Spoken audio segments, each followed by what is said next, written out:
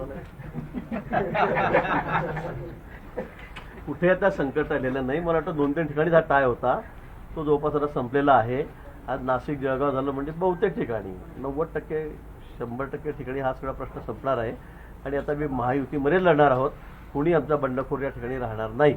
आणि मी पुन्हा आपल्याला सांगेल की 17च्या 17 जागा, एकही जागा विरोधी पक्षाला या ठिकाणी मिळणार नाही, मिळणारच नाही. त्यांना किती बोलबच्चनगिरी करू द्या, काही बोलू द्या, पण लोक त्यांच्या पाठीशी नाही.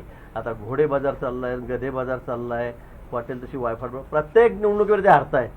पश्चिम बंगालमध्ये इतका दारुण पराभव झाला तरी पण काहीतरी आहेच त्यांचं. पेट्यांमध्ये खराबी आहे, आम्ही राजीनामा देणार नाही दिदी म्हणतायत. तिकडून आपले राऊत साहेब वाटेल तसे मुक्ताफळं, राहुल गांधी वाटेल ते मुक्ताफळं उधळत आहेत. पण लोक तुम्हाला स्वीकारत नाही. लोकांनी स्पष्ट तुम्हाला नाकारलेलं आहे. आणि आता नाही, पूर्ण देशभर, इथेच नाही सगळ्या देशभर. मग हे झालं की तसं, ते झालं की तसं, बॅलेट पेपरवर, बॅलेट बटनवर घ्या, मग बोटवर करून घ्या. मला वाटतं आता त्यांची परिस्थिती अतिशय दयनीय आहे. देशामध्ये कुठेही कुठलंही राज्य आता येणाऱ्या पुढच्या निवडणुकामध्ये बघा, त्यांना कोणी स्वीकारणार नाही. काँग्रेसचा पूर्ण बँड वाजलेला आहे.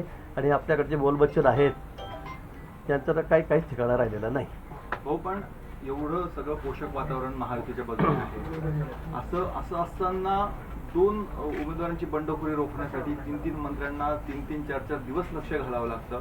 हे तुम्हाला विरोधाभास नाही वाटत का? म्हणजे अजिबात विरोधाभास नाही. त्यांचंही तुम्हालाही माहिती इथली परिस्थिती काय. ते सक्षम उमेदवार आहेत. त्यांनाही वाटतं की मी निवडून येणारच आहे, आपल्यालाही वाटतं निवडून येणार आहे. आता पक्षाने निर्णय घेतलेला आहे. ही जागा महायुतीमध्ये शिवसेनेला सुटलेली आहे, बरोबर आहे. आधी त्यांचा त्या ठिकाणी उमेदवार होता शिवसेनेचा, त्यामुळे त्यांचं म्हणणं होतं की भाजपाला जागा घ्या. पण ते आता वाटाघाटीमध्ये सुटू शकलं नाही. आपल्यालाही कल्पना आहे, त्यांनाही कल्पना आहे. आता मग शिवसेनेला जागा सुटल्यावर त्यांनी अधिकृत उमेदवार दिल्यानंतर त्या ठिकाणी आम्ही बंडखोरी करावी, आमच्या प्रमुख पदाधिकाऱ्यांनी बंडखोरी करावी, हे काही मला वाटतं अपेक्षित नाही आहे.